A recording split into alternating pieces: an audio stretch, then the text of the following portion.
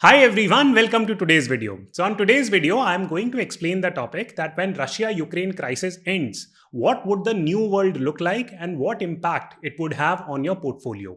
Extremely important video because it can help you design a new portfolio, it can help you restructure your existing portfolio and avoid making critical mistakes.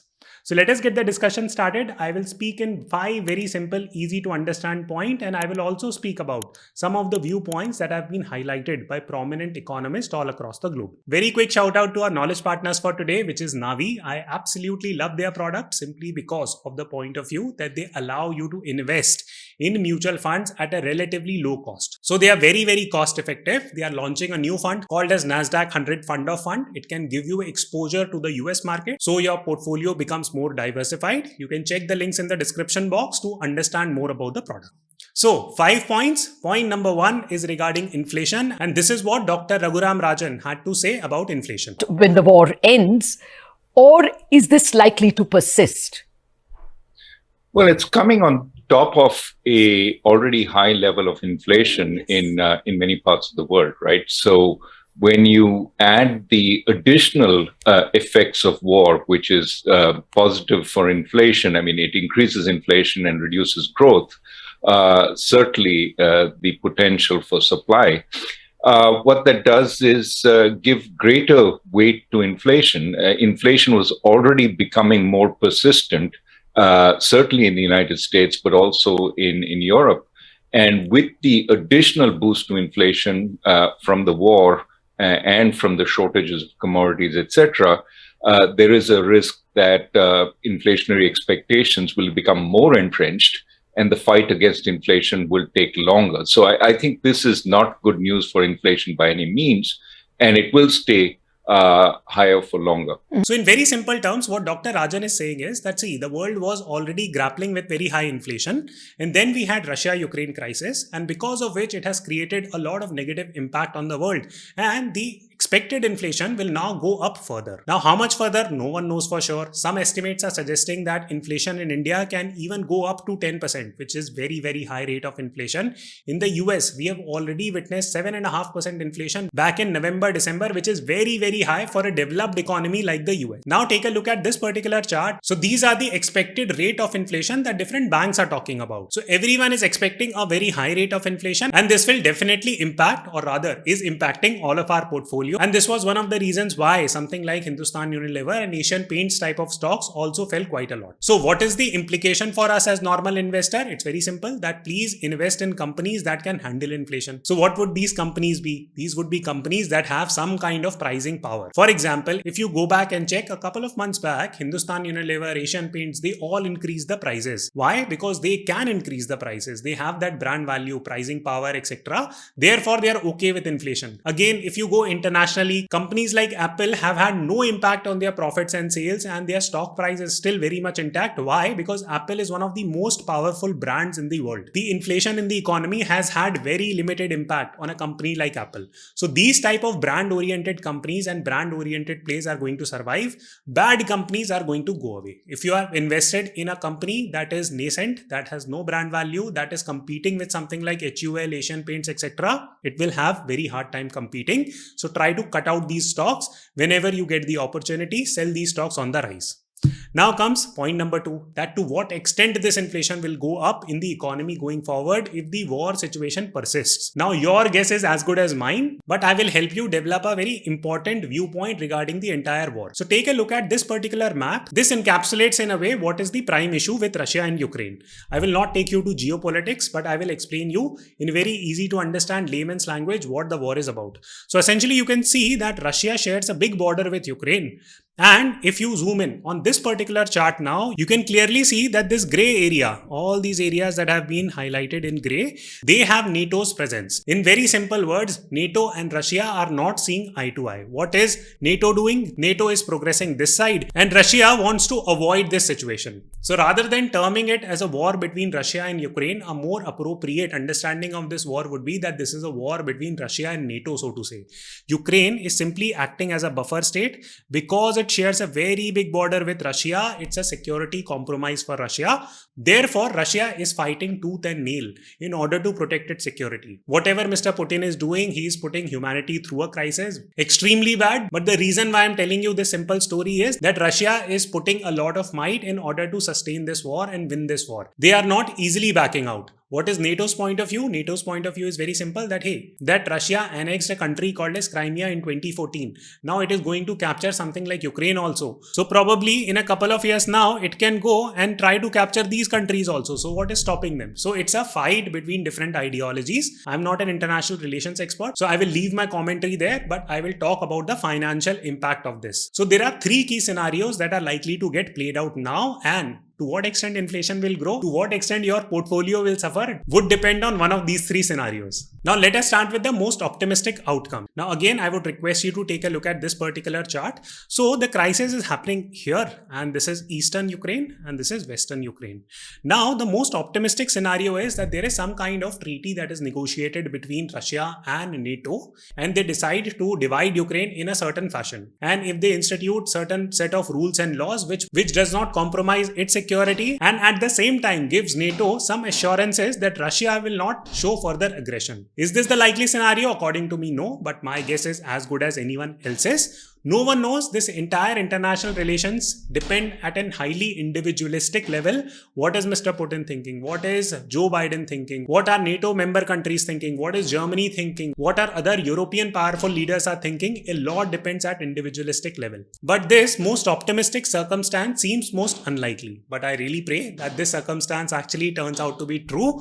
The stock market will see a very immediate rebound because no one is betting on this scenario A. Let's move on to talking about second more realistic scenario that might play out. So the second scenario might be that Russia actually infiltrates Ukraine quite aggressively and it kind of annihilates Ukraine in a very bad way. That is looking like the most likely outcome. And as a result, NATO tries to isolate Russia quite aggressively on all fronts and the world trade suffers. This is looking like the most realistic scenario. I have been studying about the Russia-Ukraine crisis over the last week. After listening to a lot of commentary, analyzing a lot of news pieces, this is what people are projecting. That Russia is going to infiltrate Ukraine quite aggressively. NATO and other countries across the world are going to put major sanctions on Russia. Third and the most pessimistic scenario is that Russia literally goes ballistic after looking at these sanctions. It retaliates. If it is not able to find a space to do international trade, it will retaliate really, really badly and we will have a very prolonged war. It might decide to enter all these spaces and that is a brink of World War III.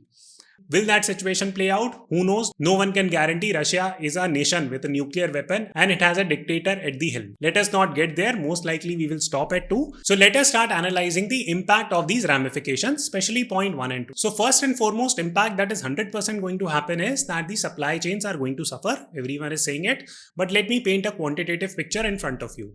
So Russia contributes only 1.5% to the entire world's GDP. It's not as if that it's a major economic player per se, or the contribution to Russia towards the world economy is very large. But the problem in terms of taking panga with Russia is that it controls a lot of natural resources. For example, take a look at this particular chart. You will see that Russia is one of the largest oil producers. It produces a lot of minerals and metals that are used in semiconductor industries and bunch of other industries. So all these supply chains suffer. According to one of the estimates, approximately 375,000 businesses across the world are going to take a hit if we reach to scenario 2 that I earlier explained. So important point to note is that supply chain disruptions has already happened. It has been factored into the market and the current prices that you see for stocks. Number 2 was the high inflation scenario. I have already explained it and Dr. Rajan's commentary also we have heard. High inflation is not going to cause trouble for a country like India is that if this war winds up very, very quickly in another few days and we are able to expedite our production. So this becomes a supply side inflation issue which can be contained very quickly. But if the war prolongates, then it would transition to demand side inflation also. Now third very important and prominent impact that is almost given will 100% happen is the impact on banks. What happens is that whenever any major crisis happen, for example, in 2008 or in 2020, banks take a lot of hit because they have already lent out a lot of money in forms of business loans. Now, small enterprises and medium enterprises to whom they have loaned money, or even some of the big enterprises, they default on loans, and it creates a chain of defaults. So the point is that due to supply chain constraints, businesses are not going to produce much. As a result, they will default on their loans, and as a result, a lot of bad assets will be created in the economy, which impacts the bank. And since banks lend each other money, they take a major hit. So this brings us to the fifth and final point of this video, which is the most important point, that how will this entire situation, which I just explained you in 4 simple points, how is this going to impact different asset classes? So let me speak about the 4 prominent asset classes and how this war is going to impact those. So let us first and foremost start with bonds. So basically, the issue with bonds is that right now, even before 2020 COVID crisis, we were hitting 0% or close to 0% interest rates on bonds or yields on bond. Now, there is an inverse relationship between price and the yield. Now, without getting into the financial complications of it, if you see the interest rates on bond to be 0, it means that if you go and purchase that bond at that juncture, it is unlikely to give you any real return, so to say. That is what it simply says, that if yields are low, then bond prices are high. And if you decide to make a purchase then you are not going to get any useful returns from bonds. But right now, what is happening is that people are purchasing bonds from a safety perspective. So in case you want to invest money in bonds, it's okay to do it. There is no problem. But don't expect to make very high returns. You are investing in bond just for safety perspective. But you will say, Akshat, you have advocated in the past that invest in bond, you will make 8%, 9% returns. Yes, you will make 8%, 9% return, but inflation will also be 8%, 9%. So it will eat into your bond returns.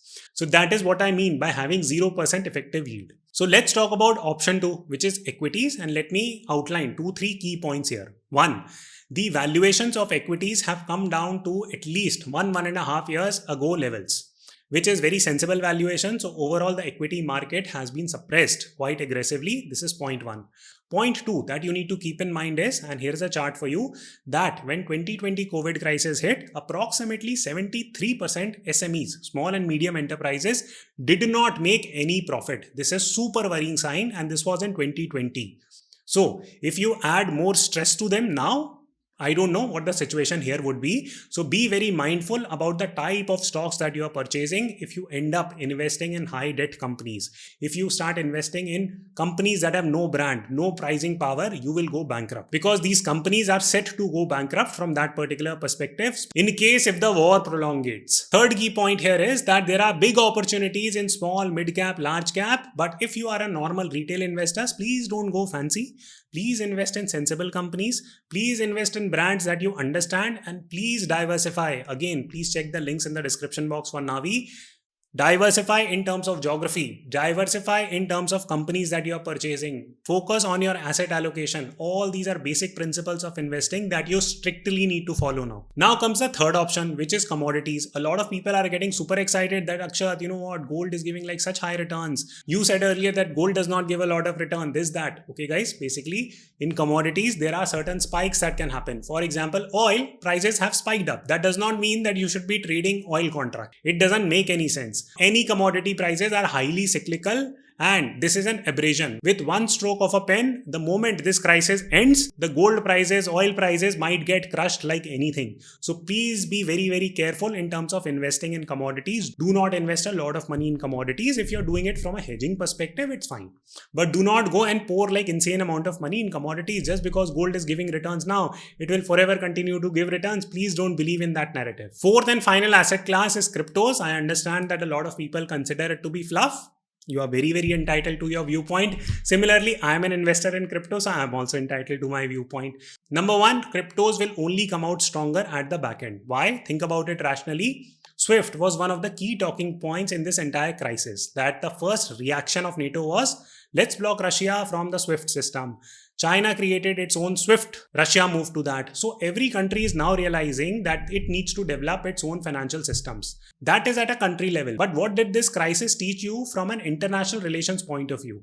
It taught you that US is going to use the fact that US is the reserve currency. So they will play any game to bend rules for the countries. So people are not very happy with this entire SWIFT system. Countries are moving away. As you as a retail investor also need to be aware about your own autonomy. So decentralization decentralized systems are going to get more prominence. It is just a given fact. Smart people, billionaires are already realizing it. Millionaires are also realizing it. And in a while, as more decentralized systems build up, as more traction is gained by the cryptocurrencies, a lot of people are going to jump on board with cryptocurrencies. Another related point, and this is not an investment advice, that it's very given, that central banks are going to print more currency and that will take Bitcoin prices up. That is what the likely estimates are. Again, not an investment advice, but I'm just simply telling you what the impact of this current crisis on crypto market will be. There is going to be a positive impact when the world moves towards peace. The need for developing decentralized systems is going to go manifold. This will become one of the key talking points that every country will try to fix. And you as a retail investor have the option of investing in cryptocurrencies and moving to a decentralized system yourself. So in summary, there are a few key points that I will leave you with. Number one, I don't think that this is the end of the bull run. Though I gave a negative commentary today, this is not the end of the bull run. I am still an investor in the market. I'm buying all the dips. Number two, I do feel that you need to be highly diversified, very, very selective in terms of whichever stocks, asset classes you are investing in. It makes sense to stay diversified across asset classes and across geographies. So invest outside India, invest in cryptos in case you want to benefit from that diversification. And also remember the fact that this war is going to end at some point. Like all wars do, or the world is going to go nuclear. So anyways, nothing will be left. So we don't need to worry in that case also. I'm smiling, but I'm very, very serious about this. So to cut the long story short, this war is going to end one way or the other and we will move towards a new normal. You just need to be careful and very selective in terms of picking the asset classes where you want to go and invest. Diversification holds the key. Please don't be a highly concentrated investor in such volatile markets. I hope you enjoyed the video. Please press the like button and I will see you tomorrow. Mutual fund investments are subject to market risks. Read all scheme related documents carefully.